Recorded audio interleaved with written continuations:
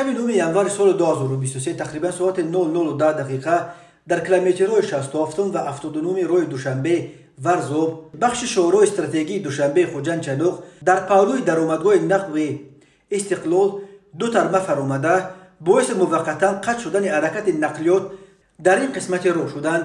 бино ба иттилои ширкати IRS ки масъулияти нигоҳубини ин роҳро бар ӯҳда дорад, тармаи аввал дар километри 67 бо баландии 8 метр ва паҳнои 40 метр ва тармаи дуюм дар километри 79 бо баландии 4 метр ва паҳнои 30 метр.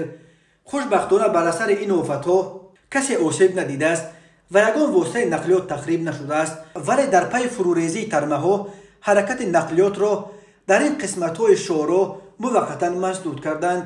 ширкат гуфт бо вуҷуди он ки тармаҳо шабона фурӯ рехтанд ва барфрезии шадид идома дошт, кормандони IRS бо ҷалби техникаҳои махсус тавонистанд асорати тармаҳоро хеле зуд ва сари вақт бартараф ва роҳро аз тӯдаҳои барф тоза кунанд. ширкат аллакай субҳи 9 январ хабар дод ки ҳаракати воситаҳои нақлиёт ба истиснои фураҳо ва мошинҳои ядкадор тавассути роҳи Душанбе Хоҷанд-Чаноқ аз сар гирифта шуд. соатҳои 10 субҳи 9 январ IRS хабар дод ки ҳаракати тамоми намуди нақлиёт тавассути роҳи Душанбе Чаноқ таъмин гардид. шоҳроҳи Душанбе Хоҷанд-Чаноқ ягона роҳи заминист ки шимоли ин кишвар яъне вилояти Суғдро бо боқимонда манотиқи Тоҷикистон мепайвандад. боқи роҳҳои заминӣ аз шимоли Тоҷикистон ва дигар манотиқи ин ҷумҳурӣ тавассути қаламрави Ӯзбекистони ҳамсоя мегузаранд.